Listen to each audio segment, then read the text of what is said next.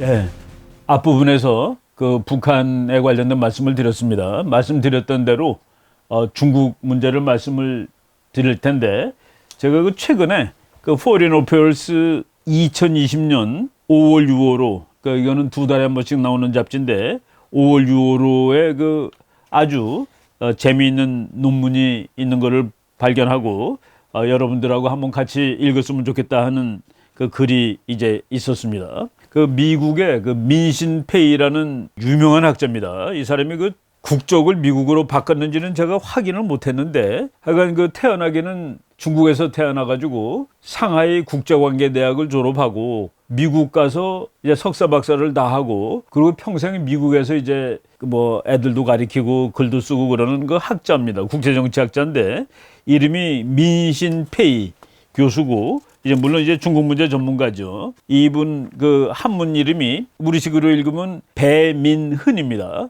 뭐 기뻐할 흔자라고 그러는데 하여간 배씨입니다. 배씨. 그래서 페이 민신페이라는 아주 유명한 학자인데 제가 이분 글을 뭐 많이 읽었습니다만은 오늘 그 제가 소개드릴 글의 제목이 China's Coming Upheaval. Upheaval 그러면은 격변이란 뜻입니다. 뭐 거의 뒤집어진다는 그런 뜻이에요. 그러니까 다가오는 중국의 격변. 그리고 부제가 Competition, the Coronavirus and the Weakness of Xi Jinping. 그러니까 이제 미국과의 경쟁이라는 뜻이죠. 미국과의 경쟁, 그리고 코로나 바이러스, 그리고 시진핑의 허약함. 이 제목이 그 논문인데 우리가 그 읽으면서 이렇구나라고 이제 다시 한번 생각해 볼 분야가 이제 여러 개가 있었습니다. 뭐냐면은 지금 미국하고 중국이 뭐 이제 패권을 두고 싸우죠. 그리고 그 패권을 두고 싸우는 싸움은 그냥 요번에 코로나 바이러스 때문에 그 치열도가 그냥 제곱이 됐습니다. 그렇지 않아도 이제 싸움이 치열해진다라고 예상을 했는데 이제는 뭐 보통 치열한 게 아니라 전 세계가 중국한테 대드는 그런 싸움이 됐습니다. 그런데 거기서 이제 뭐 미국이 뭐 아무래도 승리하겠죠. 지금 상황을 보았을 때 승리한다면 중국은 어떻게 될까? 중국이란 나라가 없어지느냐? 그런 게 어디 있겠습니까? 중국이 다 그냥 있죠. 중국은 그냥 있습니다. 그런데 이제 미국이 말하는 그 승리를 거머쥔 이후의 중국은 지금의 공산당이 지배하는 중국이 아니다는 그런 얘기입니다. 그래서 이제 과거에 냉전 시대 때 그 소비에트 유니언, 소련이었습니다. 그런데 소련이 냉전에서 미국한테 패한 다음에 남은 그 소련은 아예 그냥 국가가 와해가 되고 그래서 그 소련은 소연방이죠, 연방. 그 16개의 그 공화국들이 합쳐갖고 소련이었는데 이제 그것들이 다 와해가 되고 하나, 제일 큰 거 러시아가 하나가 남은 겁니다. 그래서 깃발도 바뀌고 그 나라의 정치 체제도 바뀌고 경제 체제도 뭐 정치 체제는 지금도 독재지만은 아무튼 공산주의 경제 체제는 자본주의로 바뀌었습니다. 미국식 자본주의는 아니지만은 이 자본주의라고 말할 수 있는 그런 체제로 바뀌었는데 중국이 이제 그렇게 변할 거라는 내용의 논문입니다. 그러니까 중국이라는 나라가 지구에서 사라져 버린 게 아니라 이제 공산주의가 아닌 중국이 되는 거죠. 제가 이 논문 말고 또 이제 중국에 대해서 미국이 정말 싸움을 처절하게 해야 된다라는 책인데 이 책도 이제 나온 지 얼마 안 되는 책입니다. Deceiving the Sky. 하늘을 속여라. Inside Communist China's Drive for Global Supremacy.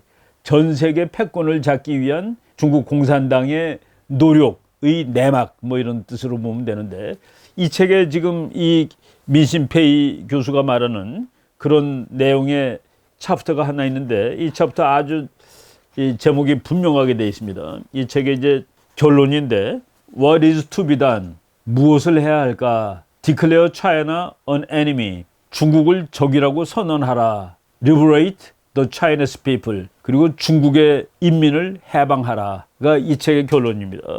여기서 그 China's coming upheaval. 이제 다가오는 중국의 격변. 중국의 국민들이 중국의 독재 체제에서 해방된 그런 상태. 이거 이제 결론 같은 내용이라고 보시면 됩니다. 이 책 제가 뭐 대부분을 이제 제가 이 번역을 했는데 다 할 필요는 없고 중간중간 중요한 내용만 말씀을 드리도록 하겠습니다. 지금 미국하고 중국이 뭐 이 경쟁을 벌인다는 거는 뭐 누구나 이제 상식입니다. 두 나라가 사이좋게 지낸다라고 주장하는 사람 지금 없어요. 근데 이제 민신페이 교수가 미국이 중국에 대해서 미국이 압도적으로 그냥 단칼에 문제를 해결할 수 있는 그런 수단은 없습니다. 그래서 미국이 가지고 있는 수단도 제한적인 거예요. Limited mean입니다. Limited means of influencing China's closed political system. 중국의 폐쇄된 정치 체제에 대해서 미국도 제한된 그 영향력을 가지고 있지만 미국의 외교, 경제, 군사적 압박을 지속적으로 가할 경우 시진핑과 중국 공산당은 대단한 enormous strain, 정말로 이 압박을 받지 않을 수가 없을 것이다. 미국과의 장기적인 전략적 갈등은 지금 현재 진행되고 있는 겁니다. 이 지금 진행되고 있는 게 strategic confrontation이에요. 한마디로 말해서 누가 21세기 세계를 지배할 것이냐라는 이 전략적 경쟁을 벌이는데, 이 전략적 경쟁이 오래 지속되었을 때 중국은 극적으로 나라가 바뀌는 그런 변화를 경험하게 될 것이다 라고 이제 시작을 합니다. 그런데 지금 많은 학자들이 미국과 소련의 싸움이 지금 미국과 중국의 싸움하고 같냐 다르냐 라고 해서 이제 논쟁을 벌여요. 그랬더니 어떤 사람들은 아니야, 이거는 완전히 똑같지는 않아. 미국하고 소련은 이렇게 인터디펜던트, 이렇게 엮여 있지가 않았습니다. 공산주의 따로, 미국은 자본주의 따로 이렇게 돼 있었어요. 그런데 지금 중국은 정치 체제로는 공산주의지만은 중국의 경제는 자본주의가 많이 들어갔죠. 중국식 사회주의라고 그러지만 자본주의입니다. 그리고 미국이 중국하고 이렇게 경제적으로 엮여 있습니다. 그래서 소련과의 싸움은 다르지, 소련과 미국의 싸움과 그 냉전 시대죠. 그리고 미국과 중국의 싸움은 다르지. 그래서 그거 가지고 학자들이 논쟁을 하고 있는데, 이제 민신페이 교수가 재미있게 비유를 했습니다. 두 경쟁을 비교하는 데는 한계가 있겠지만 중국의 지도자들은 냉전의 교훈, 소련 붕괴의 교훈을 잘 생각해 보아야 한다. 그러니까 소련이 붕괴됐다는 소리죠.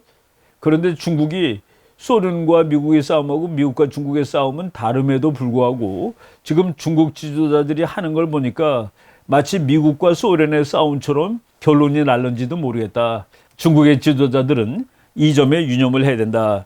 아이러니컬하게도 중국 지도자들은 소련 정권이 행했던 결정적인 실수를 반복하고 있는 것 같아 보인다. 소련이 행했던 정말 결정적인 그 미스테이크를 자꾸 중국이 반복을 한다는 거예요. 서로 싸움의 성격이 다른데도 불구하고. 그래서 옛날에 소련이 콜랩스 했는데 중국도 콜랩스 할 가능성이 있다라는 그런 얘기를 하고 있는 겁니다.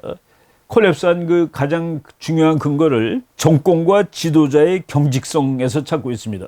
그 냉전 시대 때 소련이 미국한테 패배한 가장 중요한 이유 중에 하나가 소련 정권과 소련의 지도자들이 리지디티, 이 다른 생각을, 그러니까 아주 고집불통이라는 뜻입니다.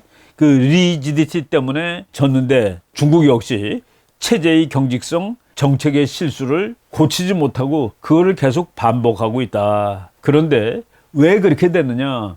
시진핑 때문에 그렇게 됐다가 민신페이 교수의 주장입니다. 원래 중국이 중국식 개혁 개방을 한 다음에 모택동의 독재를 많이 완화를 했습니다. 중국 사람들이 좀 편히 살게 되고 여행도 자유롭게 하게 되고 재산도 가지게 되고, 옛날엔 집 같은 거 다 사유재산으로 못해 집도 가지게 되고, 그러니까 집을 10채씩 가진 사람도 있고 그렇죠. 큰 집 가지게 되고 좋은 차 사게 되고. 그런데 그 집단적인 지도 체제를 하면서 국민에게 자유가 좀 갔는데 이 권력을 시진핑이가 지금 혼자 다 가져가 버렸다는 그 얘기입니다.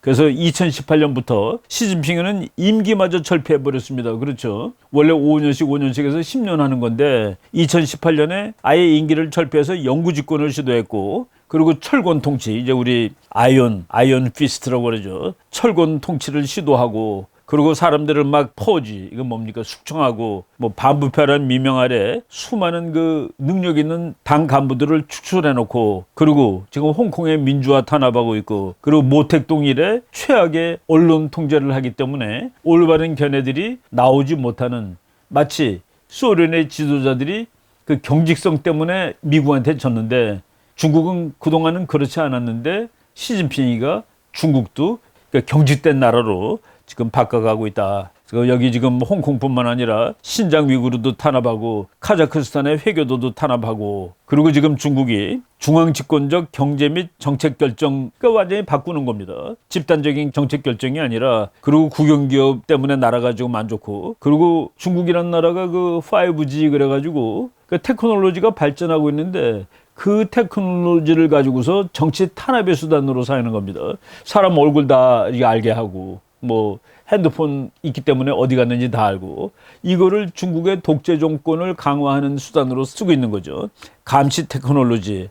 그런데 민심페이 교수는 그것이 중국 공산당을 강하게 만드는 것이 아니라 오히려 made the CCP, Chinese Communist Party weaker. 오히려 중국의 공산당을 약화시키고 있다. 바로 그런 데다가 플러스 이번에 The spread of the novel coronavirus, 이제 코로나 바이러스가 창궐하고 있죠. has only deepened the Chinese people's dissatisfaction with their government. 이 바이러스 때문에 중국 국민들은 중국 정부, 중국 공산당에 대한 오로지 불만만을 더 증폭시키는 그런 계기가 되었다라고 얘기하는 겁니다.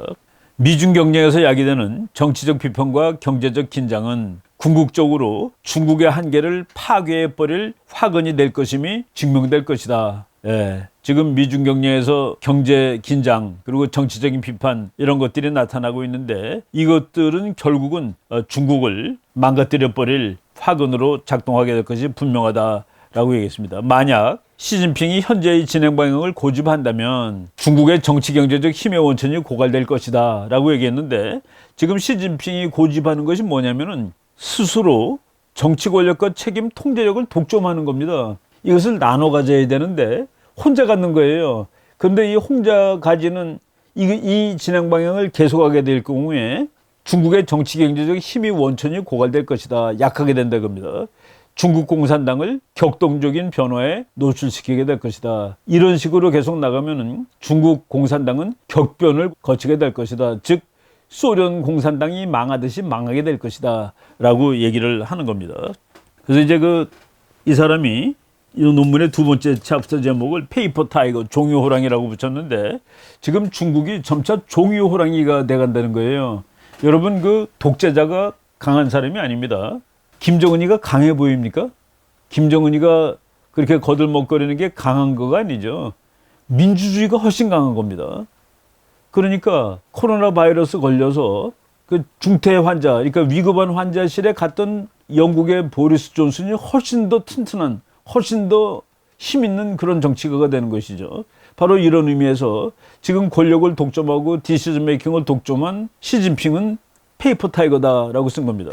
2010년 집권 이후 집단 지도 체제를 약화시키고 1인 철권 통치를 강화했는데 그럼으로써 과거에 있던 이념적 유연성이 파괴가 되었다. 이념적으로 유연한 나라가 더 센 나라입니다. 이데올로기 딱 하나만 있는 나라보다. 예. 과거 집단 체제하고 그리고 개인이 결정하는 거하고 서로 이제 차이점이 있을 수가 있는데 집단 지도 체제에서는 외교 정책이 자제할 수 있습니다. 여러 사람이 이제 하면은 이거 안 됩니다. 이것이 우리한테 좋습니다라고 다른 여러 견해가 있죠. 혼자 할 경우엔 그거가 없는 거예요. 그래서 과거에 집단 지도 체제 하에서는 중국의 외교 정책이 상당히 자제하는 외교 정책이었습니다. 그걸 우리가 그냥 도광양회라고 얘기하죠. 때를 기다려라. 얌전하게 지내면서 발톱을 보이지 말고 착하게 화평 불기 평화스럽게 일어나라. 그런데 그거는 집단 지도 체제 때 되는 얘기입니다. 근데 지금 시진핑이가 혼자 권력을 장악한 다음에 그런 장치가 없어진 거예요. 그래가지고 시진핑의 외교 정책은 사실은 중국보다 훨씬 강한 미국한테 노골적으로 미국의 국가 이익을 건드리는 그런 외교 정책을 지금 만들어냈다는 겁니다. 그래서 과거에는 미국의 사활적인 이익과 직접 충돌하지 않는 외교 정책을 만들 수가 있었다. 그런데 지금 그렇지 않다라고 얘기하는 것이죠. 예. 과거의 체제는 그러니까 이제 집단 주도 체제입니다. 완전하지는 못했어도 그것도 뭐 부정부패가 많고 그렇지만은 프라그마틱 그리고 코셔스. 프라그마틱은 뭡니까? 실용적이고 그리고 조심성 있는 외교 정책 또는 또 국내 정책을 만들 수가 있습니다. 그런데 지난 7년 동안 시진핑이 집권한 이후에 완전히 질적으로 다른 체제를 만들어 버렸다는 얘기입니다. 그래서 지난 7년 동안 시진핑은 정치 체제를 질적으로 변화시켜 놨는데 이념적으로 경직되고 그 처벌적인 정책이 나오는 겁니다. 소수인종, 반정부 인사, 뭐 아주 잔인한 정책을 쓰죠. 그리고 충동적 외교 정책, 사려 깊게 생각을 한 게 아니라 그냥 내키는 대로 한 겁니다. 1대1로 정책 같은 거를 그 민심페이가 충동적인 외교 정책이라고 썼죠. 그러니까 인프라 건설 사업인데 이게 21세기 디지털 시대에 길 만들고 뭐 이런 게 맞는 정책이냐라고 의심하는 사람 많습니다. 그리고 그것을 하면 돈을 번다? 지금 중국이 돈 못 버는 상황으로 가고 있는 게 거의 확실하죠. 이익이 날지도 의심스러운, 그리고서도 또 서방 세계로 하여금 이거 저 중국식 제국주의인데 라는 그 반감을 불어일으키는 그런 1대1로 정책을 시진핑이가 거의 혼자서 한 겁니다. 예. 이런 것들이 지금 에러를 내고 있다. 그래서 이 집단 지도 체제가 단점은 있었어도 프라그마틱하고 코셔스, 실용적이고 조심스러운 정책을 할 수 있었는데 비해서 시진핑은 지금 그렇지 못한 정책을 만들고 있다.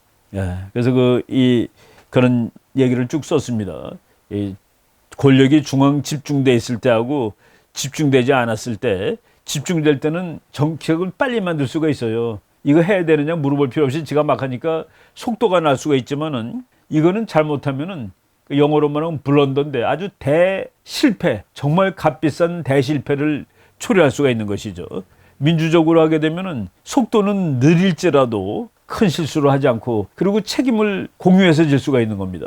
그래서 시진핑 정권 하에서는 정책이 잘못됐을 때 고칠 방법도 없어요. 이렇게 썼습니다. Under Xi, correcting policy mistakes has proved to be difficult. 정책을 수정하는 것도 아주 힘들어요. 그리고 시진핑 혼자 자기는 무소불위의 지도자입니다. 자기는 추락할 일이 없어요. Image of infallibility. 나는 다 할 수 있어. 나는 절대로 추락하지 않아. 김정은 똑같죠. 이런 걸 가지고서 지금 정책을 만드는데, 그래서 이제 유연성이란 거, 이런 것들이 다 없어지고, 그런데 이 미국에서 하버드 대학에서 박사를 하신 이 민심페이 교수는 미국하고 싸우는데 유연성이 없으면 어떻게 싸우느냐는 그런 얘기입니다. 미국은 중국보다는 훨씬 센 나라죠. 어떤 미국 사람이 그런 얘기를 합니다. 중국이 사실은 미국이 보기에는 중국은 약소국인데 미국의 힘을 제대로 모르면서 같은 동급의 강대국으로 맞짱 뜨고 있다라는 그 얘기를 하는 거예요.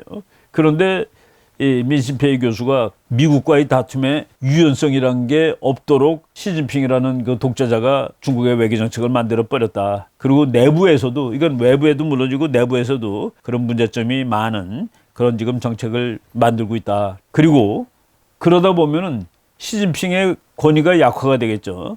약화가 되게 되면은 이제 시진핑이가 지금 셀 때는 밑에 사람들이 전부 다 말을 듣는데 시진핑이가 조금이라도 에러를 범하고 약화되게 되면은 그 라이벌들이 이제 갑자기 힘이 세집니다. 그래가지고 뭐 리커창이라든가 정치국원 왕양, 후춘화 이런 사람들이 이제 막 덤벼들 가능성이 있고 중국이 혼란하게 빠질 수 있는데 이제 이 중국에는 또 파벌 정치가 있습니다. 지금 이제 시 주석이 완전히 잡고 있지만은 지금 리커창이라든가 왕양, 후춘화 이런 사람들은 후진따오 계열이라고 이렇게 써 있더라고요. 저는 뭐 중국의 국내 정치까지는 그 깊이 공부를 하지 못했는데 하여간 중국의 이제 파벌 싸움이 날 수 있는 그런 위기도 갈 수 있다라는 얘기를 하고 있습니다. 그러니까 민심페이 교수가 이제 그 몇 가지 사례들을 적어놨습니다. 모택동의 대실수, 대약진 운동 같은 거 해가지고 정말 몇 천만 명 굶어 죽었죠. 뭐 참새가 곡식 쪼아먹는다고 참새를 뭐 몇 천만 마리 다 죽여가지고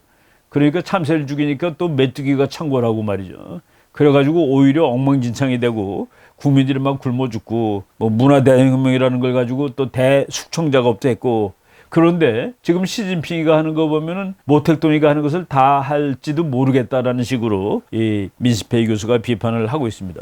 그리고 그 다음 챕터가 제목이 Lean Times Ahead. 이제 앞으로 어려운 시절이 닥쳐오게 될 것이다 라고 얘기를 했는데 지금 이제 어려운 시절이 닥쳐오는 그 전조는 미국이 중국과의 정책에서 그냥 한마디입니다. 용어가. 영어로 디커플링입니다. 디커플링. 이코노믹 디커플링. 경제적으로 중국이 미국하고 이렇게 엮여 있어가지고 세계화의 파도를 제일 잘 탄 나라가 중국인데 이 세계화의 파도를 중국이 타고 있는데 이거를 빼겠다는 거예요. 반세계화의 무드가. 중국이 이제 깔아앉는 것이죠. 지난 40년 동안 중국은 세계화의 무드를 타고 부자 나라가 되었는데 이제 베이징은 이코노믹 디커플링에 직면하고 있다. 왜? 그것이 미국의 주요 대중 갈등 전략이고 미국뿐만이 아니라 유럽 국가들 전 세계가 다 그 정책을 택하고 있고 그래서 그 40년 동안 공든탑이 지금 무너질 수가 있고 그리고 바로 트럼프의 목적은 중국의 힘이 더 이상 성장하는 것을 막는 데 있던 사람인데 이번에 참 놀라운 예기치 못한 찬스를 그대로 활용하게 되었다라고 얘기를 하는 겁니다.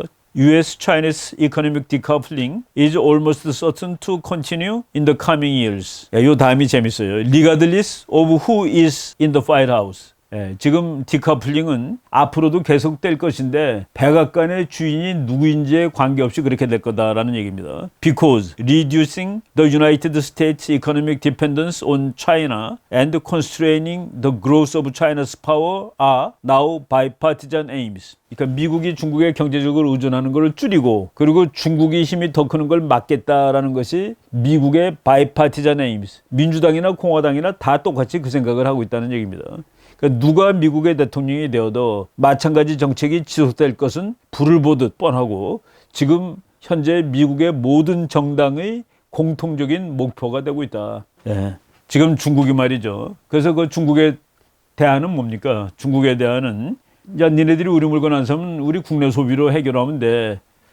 그래도 옛날보다는 상황이 좋아졌습니다. 2008년에 중국의 GDP 중에서 수출이 차지하던 비중이 32.6%인데 지금은 한 10년 만에 그것이 19.5%로 줄어들었답니다. 그래도 이제 20%, 5분의 1 정도가 수출 의존하는 경제죠. 그래도 이 5분의 1이 중국 경제에 대단히 부정적인 충격을 가하게 될 것이다 라고 얘기를 했는데 이제 중국 공산당이 지금까지 독재 정치를 유지하면서도 국민들로부터 지지를 받을 수 있었던 것은 엄청난 속도의 경제 성장입니다. 그런데 이렇게 5분의 1이 타격을 받게 될 때 이 경제 성장이 낮아지고 그렇게 되면은 중국의 국민들, 중국의 시민들이 공산당에 대해서 덤벼들 거다. 인민의 지지도가 내려가게 되고 사실 그렇지 않아도 중국은 폭동이 엄청나게 많이 일어나는 나라입니다. 1년에 30만 건씩 대소 폭동이 일어난다는데 뭐 1년이 365일이니까 그냥 대각 나누면 거의 1000개에 육박하는 그런 폭동이 난다는 소리죠. 어떤 미국 교수가 그런 말 하더라고요. 폭동을 어떻게 계산하냐 그랬더니 파출소가 공격받는 것부터 폭동으로 계산하면 된대요. 파출소에 누가 화염병 던지면은 폭동 한 건으로. 그런데 그것이 중국 도처에서 몇십만 건이 이미 일어났는데 지금 이렇게 경제 성장이 좋을 때도 근데 경제 성장이 나쁘게 되면은 그래서 이 민신페이 교수는 폭동의 일상화라는 현상이 초래될 가능성조차 있다라고 얘기를 했습니다. 그리고 이제 지금 중산층들이 지금 중국에 한 5억 된다고 그랬죠. 아주 가난하다 중산층이 된 사람들. 이 사람이 다시 하층으로 내려갈 수는 없는 겁니다. 이 사람들이 다시 생활이 궁핍해지게 되면은 이 사람들은 정말 중국의 체제를 불안정하게 하는 세력이죠. 그리고 중국이 경제 발전하면서부터 그 대졸자가 엄청나게 늘었습니다. 근데 그 사람들이 갈 직장이 없을 때 이런 지식인들, 이런 사람들이 직업을 못 잡게 되고 또 경제가 나빠지게 되면은 뭐 누구한테 시비를 걸겠습니까? 공산당한테 시비를 거는 것이죠. 바로 이런 상황이 됐을 때 시진핑이는 이 문제를 해결하기 위해서 민족주의에다 호소할 가능성이 있고 그리고 민족주의에 호소한다는 건 바로 미국 때문에 그래. 미국 잘못이야. 라는 식으로 몰아갈 가능성이 있다는 얘기입니다. 바로 이것이 더 위험한데 그럴 경우에 미국하고 중국이 갈등을 하게 되면은 중국의 주변부에 있는 나라들이 또 전부 다 이제 움직이기 시작하겠죠. 티베트, 신장, 홍콩 뭐 이런 데들이 흔들거리기 시작할 겁니다. 그리고 또 하나 문제점이 중국이 미국하고 이제 싸움을 하는데 그 싸움을 하게 되는 과정에서 유럽 국가들이 인권 문제라든가 이런 걸 가지고서 미국 편을 들게 되는 상황이 초래가 된다는 얘기입니다. 그런데 이 민신페이 교수는 이거는 정말로 중국이 막아야 될 일이다. 그러니까 중국하고 싸우는 세력을 미국으로 한정을 시켜야지. 뭐 중국의 주변에 있는 나라들 그리고 유럽 나라들 이런 나라들이 미국 편에 들어서 싸움하는 일은 절대로 안 된다. 그런데 지금 어떻습니까? 이 코로나 바이러스 사태 지금 이제 거의 이제 정점은 넘어가지고 이제 해소되는 방향으로 가는데 해소의 기운이 나타나자마자 전 세계가 이제 중국을 너 때문이라고 이제 손가락질하는 그런 상황이 됐죠. 예, 그래서 경제적으로 약화되고 엘리트가 실망하게 되고 이런 상황은 북경을 더욱 목조일 것이며 중국 공산당을 재앙으로 몰고 갈 것이 분명하다라고 이제 쓰고 있습니다. 그런데 지금 방금 얘기했듯이 이제 코너에 몰리게 된 시진핑의 중국 공산당은 이제 그 탓을 바깥에 돌리는 거죠. 민족주의에 호소하고 미국과 대결적으로 몰아가는데, 그래서 이 논문의 4절이 Beating the Drum of Nationalism, 민족주의의 북소리를 울릴 거다라고 얘기했는데, 소련이 그랬답니다. 소련이 나라가 기울 무렵에 옆에 있는 나라들을 더욱 열심히 도와줬대요. 그러니까 더 국제적으로 개입을 하는 겁니다. 그리고 아주 값비싼 해외 분쟁에 개입하고 아프가니스탄 들어가가지고 싸우다 소련이 사실 망했죠. 나중에 소련이 망했을 때 소련 사람들이 그런 말을 했습니다. 큐바 때문에 우리가 망했다고. 소련이 힘들면은 그러면은 외부에 대한 원조를 줄여야 되는데 그 큐바한테 하루에 300만 달러씩 줬답니다. 수십 년 동안. 그 중고를 다 나눠보면 하루에 300만 불이래요. 자기 먹을 것도 없는 나라가. 그런데 중국이 그렇게 그 어려울 때는 모든 것을 거둬들여야 되는데 어려울 때 바깥으로 나가는 그 소련과 같은 행동을 지금 시진핑이 할 거다라고 얘기하는 것이죠. 소련은 망할 무렵 더욱 열심히 주변 국가들을 지원하기 시작했다. 바로 이와 같은 실수를 중국은 범하면 안 된다라고 얘기했는데 그건 뭐 이 학자가 하는 말이고 지금은 이제 중국이 그 실수를 반복하고 있는 것 같다라고 이제 저자는 쓰고 있습니다. 해결책은 말이죠. 해결책은 뭐 우리가 그 중국 얘기하면서 벌써 수십 번 얘기했는데 해결책은 시장 경제로 가는 거예요. 자유화로 가는 겁니다. 그래서 시장 경제 및 자유화가 그 중국의 문제를 해결하기 위한 가장 좋은 첫 번째 그 시작하는 방법이 될 것이다. 그렇지만 이 시장을 개혁한다는 거는 중국한테는 대개혁이죠. 대개혁. 그래서 중국 기업을 국영 기업이 압도적으로 많은데 이것을 전부 사기업으로 바뀌어야 됩니다. 이거는 우리나라도 지금 심각히 고민해 봐야 되는 겁니다. 사기업이 많은 나라가 모든 문제가 다 해결이 됩니다. 궁극적으로. 지금 이 사람은 뭐라고 썼냐면은 중국은행에서 돈 융자 받은 거에 80%를 국영기업이 가져갔는데 중국의 GDP에 국영기업이 기여하는 바는 23 내지 28%밖에 안 된다. 그러니까 나라 돈을 80% 쓰는 국영기업이 중국 GDP 성장에는 23 내지 28%밖에 기여를 못한다. 왜 그렇겠습니까? 이 사람들은 월급을 국가에서 받고 그러니까 영리에 그렇게 눈을 밝히지 않아도 되는 겁니다. 열심히 일하지 않아도 잘리지 않습니다. 옛날에 중국의 항공사가 다 국영기업일 때 그런 말이 있었죠. 비행기 항상 반은 통통 벼간다고. 왜? 국영기업 회사의 직원이 뭐하러 비행기 표 팔고 수작업하겠습니까? 없어요 그러면 되지. 비행기 표 없어요 그러면 됩니다. 그래도 월급 나라에서 받으니까 바로 이런 식으로 그래서 중국이 개혁 개방을 했는데 지금 다시 거꾸로 가고 있다는 얘기죠. 그래서 중국이 진정으로 개혁을 하고 개방은 옛날에 했으니까 정말로 개혁을 하면은 중국 경제 성장률이 2%가 는다라고 니콜라스 라디라는 그 미국 학자가 주장을 했습니다. 이 사람이 쓴 책이 바로 여기 있습니다. The State Strikes Back. 중국이 다시 거꾸로 가고 있다는 얘기예요. 중국이 스테이트가 아니라 기업들이 다 하다가 다시 국가가 돌아와 가지고 그래서 그 부제가 The End of Economic Reform in China 물음표였습니다. 이제 중국의 경제 개혁은 끝나는가? 다시 옛날 공산주의 시대로 돌아가는가? 이 사람이 중국이 다시 그 제대로 개혁을 하게 되면은 GDP가 2%가 늘어난다라고 이제 충고를 하고 있고 민심페이 교수도 그걸 받아들이고 있습니다. 민족주의에 호소하는 일은 처음에는 쉽습니다. 처음에는 국민들이 흥분해요. 야, 미국이 이럴 수 있냐고 해서 중국 사람들 다 흥분해가지고 깃발 밑에 다 이제 중국 깃발 밑에 다 이제 모여서 충성을 합니다. 그런데 한번 불이 붙는다면은 국민들이 민족주의가 한번 불이 붙으면은 그다음에는 이 정책 변경이 힘듭니다. 그러니까 중국 국민 14억이 반미로 나가면은 그다음에는 이거 뭐 돌이킬 수가 없는 거예요. 전쟁하러 가든지. 그래서 중국 공산당이 한번 민족주의에 불을 붙이면은 정책 변경이 거의 불가능하게 될 것이다. 그리고 북경의 정책 대안은 봉쇄당하는 상황을 초래하게 될 것이다. 그래서 이제 점점 더 악순환으로 가게 된다라고 지금 얘기를 하고 있습니다.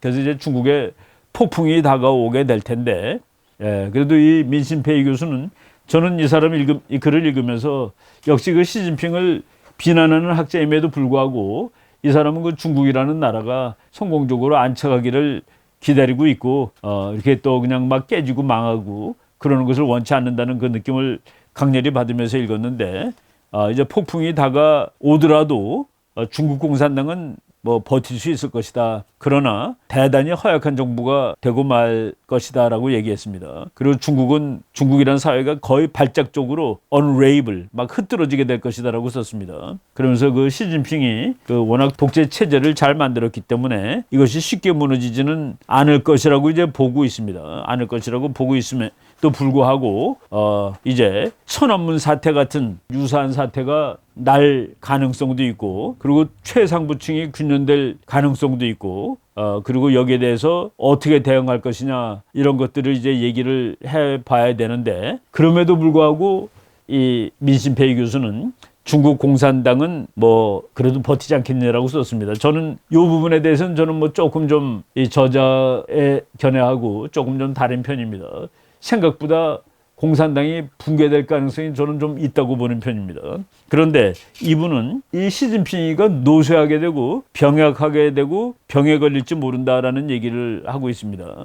시진핑이 지금 67세입니다. 53년생이니까. 그러니까 이제 앞으로 뭐 정권 나오면 이제 70세 되고 뭐 권력을 더하게 되면은 70세가 넘을 텐데 이거는 그 조금 좀 왜 요거 얘기를 한지는 전 잘 모르겠는데 트럼프 대통령이 46년생이니까 74세지만은 트럼프 대통령이 허약할 거다고 생각하는 사람은 지금 아무도 없습니다. 그런데 왜 다가올 수도 있는 하나의 가능성에 이 사람이 병 걸리고 약해질 것을 여기다가 시나리오를 써놨다는 거는 약간 그 특이하다는 생각을 하게 됐습니다. 그런데 이제 그 결론으로 말하면은 이제 그 마지막 챕터 이름이 아시아의 병자로 돼 있는데 요거는 그 코로나 바이러스 난 시점을 중심으로 해서 이제 그 중국 공산당을 분석을 한 겁니다. 과거에는 말이죠. 중국 공산당이 그 듀러빌리티 그래도 참 어려움을 다 극복을 했습니다. 그리고 그 레질리언스 강구함, 강인함을 보였습니다.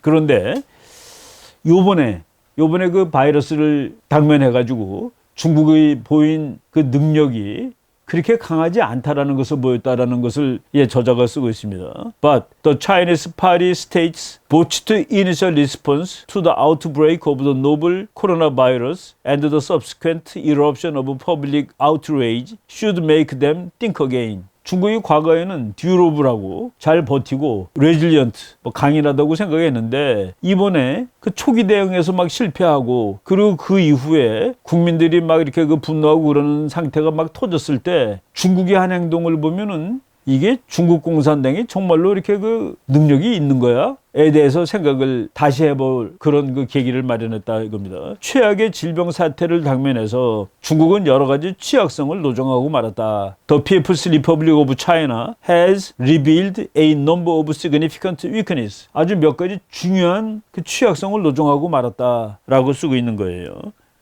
그러니까 지금 뭐 여러분들 다 아는 얘기입니다. 중국 중앙정부가 보고를 받고서도 2주일 동안이나 뭐 별 다른 대응을 못했고 방치하고 있었습니다. 방치하고 있었던 이유가 이거를 권력 같은 걸 다 나눠줘가지고 이 문제는 누가 즉각 처리하고 그러는 거 없이 시진핑이 가만히 있으면 아무도 일을 안 하는 거예요. 그러니까 모든 것을 다 시진핑하게 되는 그런 그 경직된 체제를 만들어 놓은 결과 이런 상황이 있을 때 유연하게 대응을 못했다는 겁니다. The crisis has also revealed the fragility of Xi's strongman rule. 이 강압 정치 막강한 통치자로서 통제를 하지만은 이런 그 질병 위기 사태 났을 때 그 체제가 얼마나 허약한가를 노정하고 말았다. 시진핑이 혼자서 결정해야 되는 겁니다. 그래서 체제가 약한 거예요, 오히려.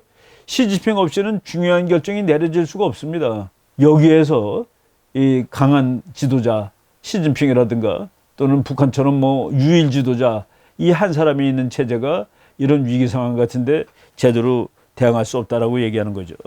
그래서 이제 거의 마지막으로 지난 수개월 동안 중국의 모습은 공산당이 생각하는 것보다 훨씬 브리틀이라는 건 취약하다, 허약하다 그런 뜻이죠. 중국의 모습은 훨씬 그 취약하다는 모습을 보여줬고 그래서 미국이 자신이 생겼다는 거예요. 중국을 가지고 놀 수 있게 미국으로 하여금 지속적인 압력을 가함으로써 중국 정치 체제에 변화를 불러일으킬 수 있다는 전략을 더욱 과감하게 수립할 수 있게 하였다. 그러니까 중국이 미국 앞에서 허약함을 노정하고 말았다는 얘기입니다.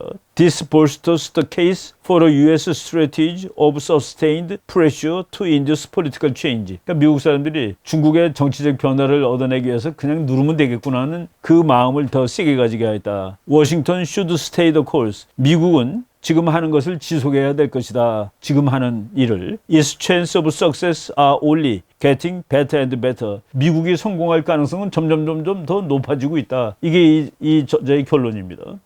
예, 중국은 약함을 노정해 보였고, 그래서 미국은 이걸 누르면 되겠구나라고 생각했고, 그리고 이 저자는 미국은 계속 지금 하는 걸 그대로 해라. 그러면 성공할 것이다. 라고 얘기를 하고 있죠.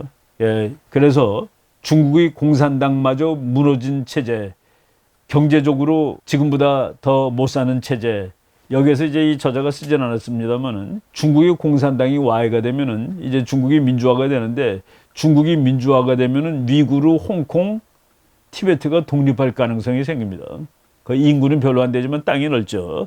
이런 것들이 앞으로 다가올 그 미래라고 볼 수 있는데, 제가 마지막으로 하나만 더 말씀드릴 거가 뭐냐면은 아까 그 민심페이 교수가 이제 지금 미국과 중국의 그 다툼, 그러니까 미국이 중국을 디커플링 시킨다고 그랬죠. 디커플링 시키는 거는 미국 바이파티잔 에임이라고 그랬습니다. 공화당이나 민주당이나 똑같다고 그랬죠.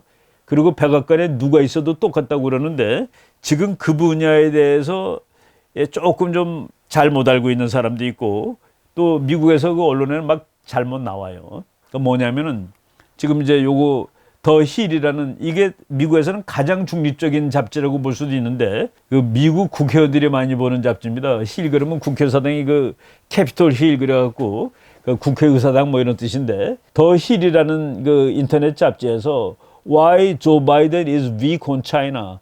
왜 바이든, 이거 이제 민주당 후보가 거의 확정됐죠.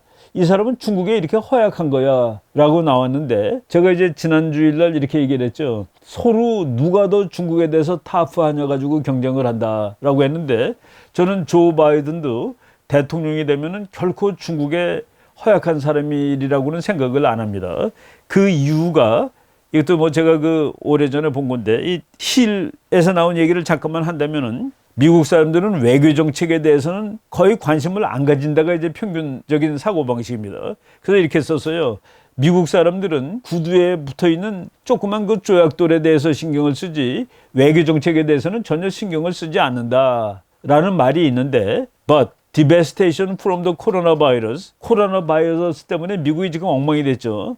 그 일은 has given us pause to reassess this notion. 미국 사람들은 외교 정책에 신경을 쓰지 않는다라는 이 개념을 다시 생각해 보도록 만들었다. Given the scrutiny of the role China played in the pandemic and a fraying of diplomatic ties. 이게 뭐냐면은 중국 때문에 이제 질병, 팬데믹이 이제 왔다는 얘기죠. 그래가지고 외교적인 관계가 많이 이렇게 나빠졌는데, 바로 이런 상황에서 살펴보았을 때 The Communist Party dictatorship could be a critical issue in our election this fall. 금년 가을에 다가올 선거에서 중국 공산당의 독재 문제는 정말 무지하게 중요한 이유가 될 것 같다. 크리티컬 이슈가 될 거라는 겁니다. 그러니까 과거에는 외교 정책을 신경을 안 썼는데, 신발 속에 있는 무슨 조그만 조약돌보다도 신경을 안 썼는데, 이번에 코로나 바이러스 이후에는 엄청나게 외교 정책이 큰 이슈가 됐고, for all of the flaws of Joe Biden as a candidate, 그러니까 대통령 후보로서 바이든이 수많은 단점이 있지만은 his appeasement to Beijing could prove to be his ultimate downfall in this race. 조 바이든이 대통령 후보로서 북경 정부에 대해서 유화 정책을 펴고 있다는 사실은 이 사람이 금년 가을에 대통령 선거에 실패하게 될 가장 큰 이유가 될 수 있을 것이다 라고 이제 이 힐이라는 잡지에서 얘기를 하고 있습니다. 예, 바이든은 좀 억울할 것 같아요. 제가 그 왜 억울할지 그거를 그 옛날에 나왔던 그 기사 하나 소개하는 거로 오늘 그 강의는 마치는 거로 하겠습니다. 2013년 5월 13일 날 펜실베니아 대학 졸업식이 있었습니다. 그 펜실베니아 대학이 바로 그 와톤 스쿨이라는 트럼프가 나온 그 경영대학원이 있는 뭐 미국 동부에 있는 아이비리그에 들어가는 명문 대학입니다. 거기에서 바이든이 연설했는데 바이든이 뭐라고 연설했냐면은 중국에는 문제가 매우 많다. 미국에 있는 게 중국에는 없다. 최고의 대학도 없고 공정한 법률, 활발한 벤처기업 투자 시스템, 혁신적인 사고 등이 중국에는 없다. 미국과 달리 중국에는 기존 권위에 도전하는 새로운 사고를 할 수가 없는 나라다. 근데 요거는 조금 좀 점잖게 번역한 건데 거기 그 본문을 보면은 이런 말이 나와요. You cannot think different in a nation where you cannot breathe free. 자유롭게 숨 쉴 수 없는 나라에서 그리고 권위에 도전할 수 없는 나라에서 당신은 다르게 생각할 수가 없다. 변화는 권위에 도전함으로써 나올 수 있는 것이다. 그러니까 중국을 숨도 제대로 쉴 수 없는 나라이기 때문에 그래서 중국에서는 변화도 안 되고 그 권위, 오소독스에 도전할 수 없는 나라라고 얘기를 하면서 이렇게 얘기를 해가지고 그 졸업식에 왔던 중국 학생 수백 명이 분노해가지고 조 바이든한테 사과하라고 편지 보냈습니다. 이제 몇백 명이 사인해가지고. 그래서 지금 여러분들이 그 조 바이든이 2013년 펜실베니아 대학 졸업식 연설문 보면 이 문장이 다 빠져 있어요. 다 빠져 있는데 중국은 자유롭게 숨도 쉴 수 없는 나라라고 2013년에 얘기했던 사람입니다. 그래서 저는 미국의 외교 정책은 대통령이 바뀐다고 사실은 그렇게 바뀌지 않는데 아시아로 와야 되겠다고 맨 처음에 주장한 사람이 오바마입니다. 피봇 투 아시아. 그리고 심지어는 힐러리 클린턴조차도 21세기의 정치를 결정하는 것은 아프가니스탄이나 이라크가 아니라 아시아고 미국은 아시아 한복판에 와 있을 것이다라고 그 얘기한 적이 있었죠. 예. 미국 공화당 사람들은 그러죠. 조 바이든을 조 차이나라고 부릅니다. 너는 너 중국 돈 받아먹은 놈이야. 넌 중국에 너무 약해. 그랬는데 2013년에 중국에서는 숨도 못 쉬는 나라이기 때문에 숨도 못 쉬는 나라에서 뭐가 나오겠냐. 그래서 미국이 이길 거라고 그 연설을 함으로써 졸업하는 펜실베니아 대학을 졸업하는 중국 학생들을 분노하게 만들었던 그런 사례가 있었습니다. 예. 바로 요 말씀을 제가 드리고 거기에 또 하나 더 보면은 시진핑에 대해서 얘기했는데 시진핑에 대해서 정말 분노할 수 있는 얘기를 했습니다.